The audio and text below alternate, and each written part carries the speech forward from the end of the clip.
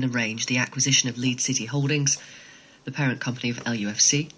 So could Leeds be on the verge of a return to the big time? Cantona with magnificent control. That is a glorious goal. That is an absolutely stunning goal from the Frenchman. Magnificent control inside the penalty area, and then whack with a right foot shot. That was an absolute peach. Leeds 3, Chelsea 0. Let's speak to the chairman of the Leeds United Supporters Trust, Gary Cooper, first of all. Then we'll hear from a finance expert from Grant Thornton's. Hello, Gary. Hello there. What does this mean in practical terms, then, that the proposed sale is being managed by a bit of a Bahraini investment firm? Well, I think it means what we've thought for some time now, that the deal is being brokered by GFH. I think that's been fairly common knowledge. Certainly members of the GFH group have been at Ellen Road for the last 2 or 3 games, so it tells us what we thought was already the case. OK, but what does it mean for potential buyers? Well, for the potential buyers, it means that a deal is being done.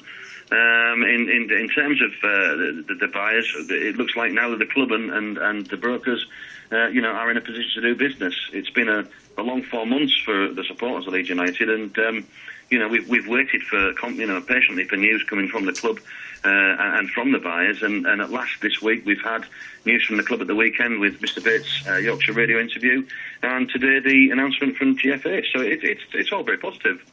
Right, OK. And what does it mean for Leeds and their future? Well, if the group are representing, buyers who share the fans' vision statement, we put out a vision statement way back in January, which is a statement of intent and ambition. We'd like to see investment on the pitch. We'd like to see the club, heading back towards the glory days of old. If that's going to be the case, then obviously it's really good news. Yeah, OK. Well, Gary, you might be interested to hear what Jeff Mesher says from Grant Thornton Accountants. He's a football finance expert. Hello, Jeff. Hello, Victoria. So, GFH Capital, Gulf Finance House Capital, tell us about them. Well, they are an Islamic bank which was formed in 1999. I think the question at the moment is what exactly is their role? It looks like, as Gary was saying, they're broking a deal. So what we don't know is who is ultimately going to be investing in Leeds United, and indeed why they would be investing. Well, good question. You're the finance expert. Why would anyone want... Sorry to put it like this, Gary, but Jeff, why would anyone want to invest in Leeds? I mean, presumably because of the potential in the future. If you actually look at the Gulf Finance House statement, they do talk about the fact that Leeds don't have any debt. They are a very well-supported club, and there's, if you like, upside potential, i.e., if they get into the Premier League, there could be real riches to be gained from that. But I think what we've seen over the years with various takeover and investments is that it gives rise to a number of questions. What is the commitment of the people who come in, and how might that affect the traditions of the club? Very recently, of course, we saw Cardiff City changing their home shirt colour from blue to red on the... I'd say the whim, but the commercial directions of their Malaysian backers. Mm. The individuals and the companies that bought Manchester United, invested in Manchester City, Aston Villa, Chelsea, have any of them made money? Well, I think sometimes you can make money. My view is that if you want to make money, football is not the best thing to invest in. Have any of those? I don't think Mr. Abramovich has made any money. What about the others? I think maybe if you look at, for example, the Glazers at Manchester United, the way they structured their deal meant that the club has taken on greater levels of debt. Yeah, and they've been allowed to take money out of it.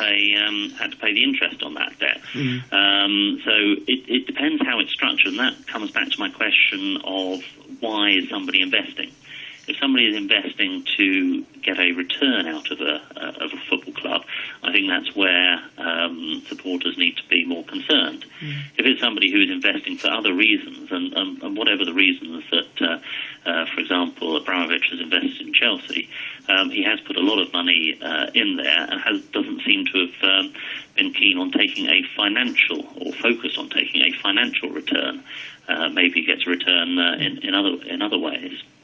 But the fact that this Middle Eastern investment firm has signed this deal agreement to lead a takeover or lead the selling of it would suggest they have someone firmly in mind. It would, yes, definitely. Okay. So, are you excited, Gary, or will you be one of those people who, in a few years' time, is complaining about the way the new owners have just taken from the club and blah blah blah? No, I'm a glass half full kind of fellow anyway. But none of that, none of what's been said there, all very, very interesting and all absolute common sense. But I have a feeling that whoever the beneficial owners will be, whether it be an interested investment for the future, whether it be because of a passion for Leeds United, or whether it be because they want to buy a club that's going to give them a real kind of branding aspect in the future.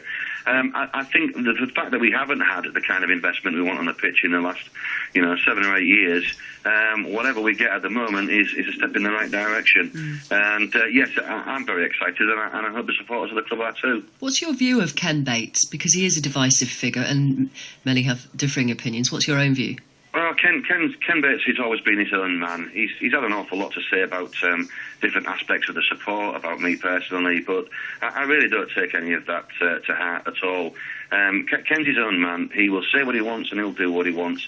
And I respect his right to do that. And had Ken had a different approach and a different attitude, I would have really enjoyed working with the man. Gosh, that was such a diplomatic answer. It's the truth. No, it's fair enough. It's fair enough.